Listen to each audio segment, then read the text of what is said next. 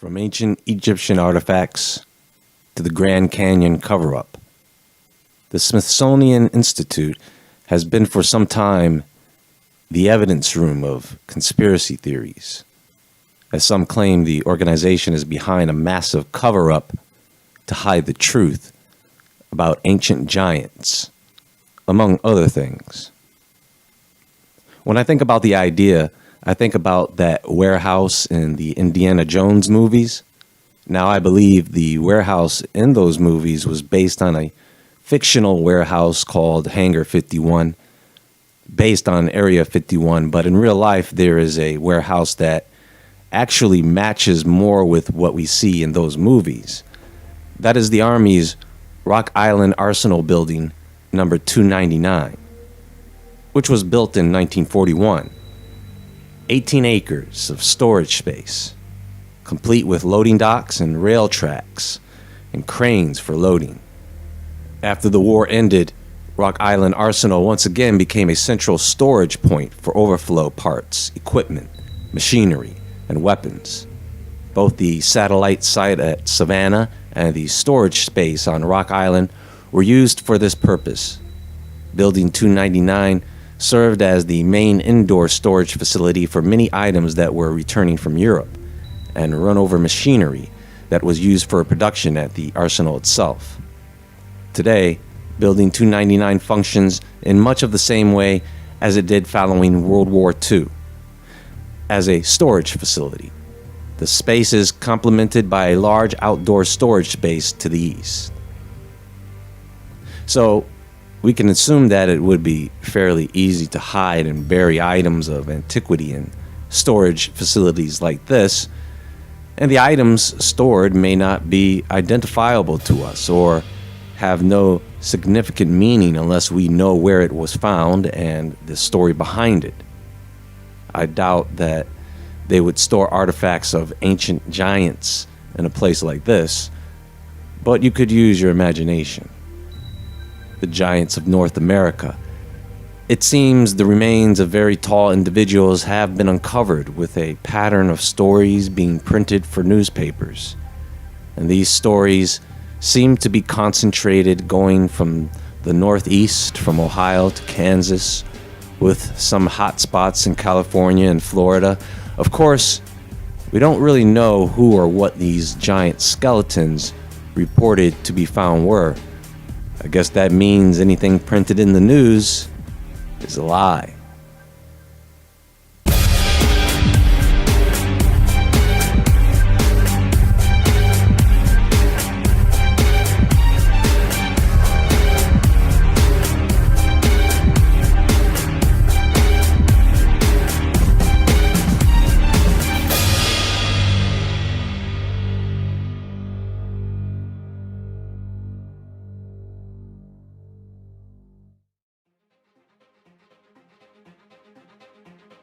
This comes from the Kansas City Sun, Friday, July 13th, 1900.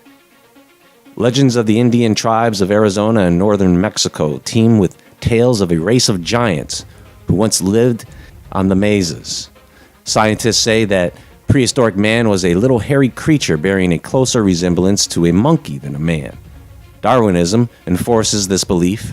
The hilts of the weapons of the men of the Bronze Age are too small to be clasped firmly by men of today. Their armor is too small for some men of today.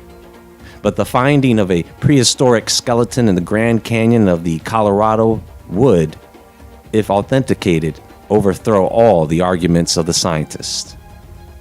So here's my biggest problem with evolution is the mainstream idea of Darwinism, evolution, or the idea that non-organic material can just become something living by accident without intelligence.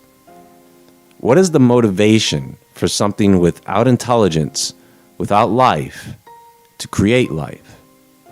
I mean, in order for evolution to work, you need some level of intelligence. In other words, an organism needs a reason to evolve, and the organism is not going to react to environmental stimuli if it doesn't have some type of built-in intelligence or mind to react and adapt to changes. But I will say this. To me, when you hear scientists talk about something like the Big Bang Theory, I wouldn't be surprised if the theory stems from the influence of Genesis. But we'll discuss that soon. 40 miles from Flagstaff, Arizona, Hall, the guide, has unearthed the petrified skeleton of a man who he estimated to have been at least 17 feet high. An old Indian led the guide to the human monster's tomb. The skeleton lay face downward on a shelf under a projecting rock. The right arm was extended, the left leg was missing. The right leg had been broken off at the knee, but the foot was found lodged in a crevice nearby. It sounds like this giant got his leg caught in a rock and then somehow amputated its leg and crawled up on what seemed to be a bed made of stone and died there. Lime water falling on the corpse had turned it into stone. The outlines of the body were perfect. Hull did not turn the fossil over or make accurate measurements. He and the old Indian studied the stone skeleton for 10 minutes and then returned to the trail. Nearby, Hull found perfect footprints of the giant imprinted in stone. Their distance apart showed his stride to have been at least 5 feet. This would, however, indicate a height of not over 10 or 11 feet. When Hall returned to Flagstaff, scientists scoffed at the story and his friends laughed at him. He has not since visited the skeleton because of his fear of ridicule. And, of course, though he clings to his story and says he will lead any scientist to the spot to prove or disprove it, his giant must for the present be labeled interesting if true. But there are plenty of sure enough giant remains. By the way, the newspaper clipping is from newspapers.com, and the newspapers were made available courtesy of the Kansas Historical Society.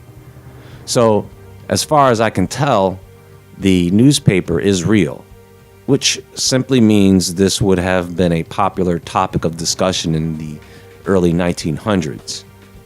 Also, another topic of discussion back then would have been dinosaurs. Do you know what's funny, folks? There are scientists and others who would say something like, there is no real evidence of giants.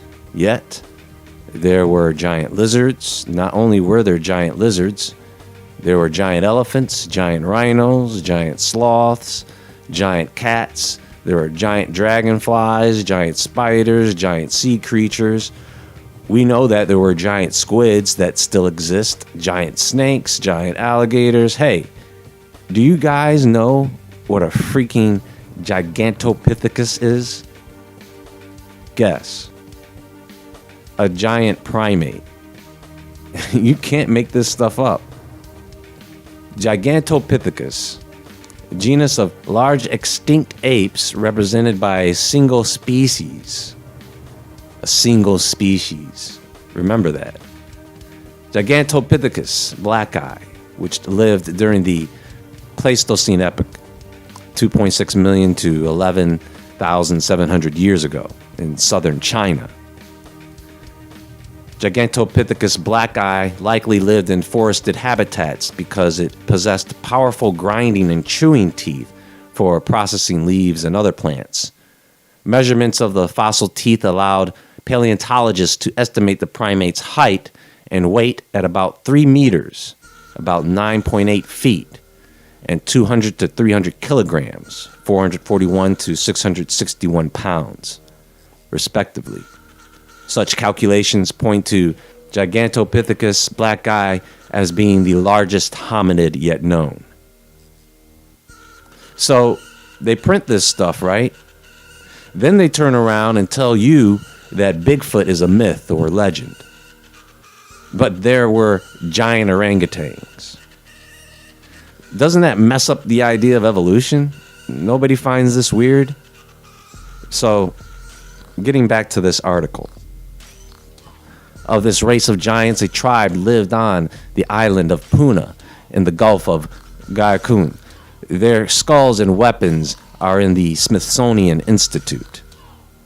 Yucatan Indians have a legend of the giant Navapac, who tripped up belated travelers by lying down across the trails. The Mexican giants were buried in sitting posture in enormous stone urns. Similar coffins made of clay have been found in the plains of far-off Chaldea in Asia.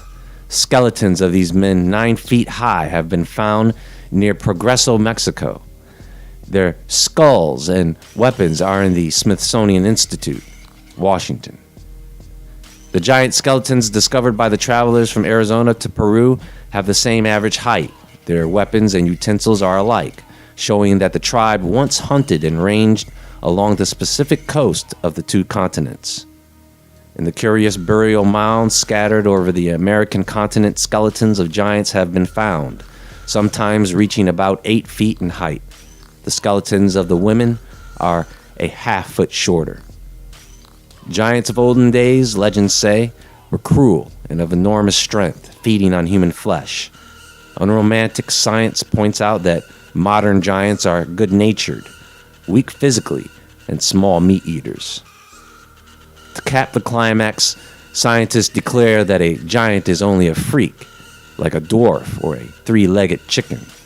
They even have invented the name gigantism for the particular disease that makes giants. The comparative tables given of modern and prehistoric giants seem to show that, allowing for the uncertainty of measurement of the latter, there is probably not much difference between them. But a man 8 feet 6 inches high would of course seem much bigger to a race of pygmies than he does to the average modern Yankee. Miss Ella Ewing, the Missouri giantess, is accounted 8 feet high, and she is one of the best modern instances of abnormal growth. So you can see, according to that statement, that someone back then, or people back then in the year 1900, had the idea that the Smithsonian was collecting these artifacts. Since it popped up around the same time, they were really starting to dig hard for all these dinosaurs and giants. That's over a 122-year conspiracy theory. Wow. You know, something the size of a titan, now that's terrifying. Something the size of a dinosaur, yes, that's terrible. But it is probably much easier to hide a titan, because even if they show you the remains of one, you wouldn't believe it. But it is a little bit harder to hide a man the size of a dinosaur. That would be frightening enough. But 9 feet, 10 feet, maybe even 12 feet is acceptable mutation height, I guess, right? That won't make too many people excited. Not for too long, anyway. But that's all for now, folks. Just a few things I wanted to point out for those interested into digging into these things further. And there is more to come, and a lot more to discuss on this. Be sure to visit woodwardentertainment.com and the Woodward Entertainment Store. You can follow me on Instagram at JAEWoodward. Everyone have a great day. And until next time, stay awake, stay aware, stay safe, and I'll talk to you all soon.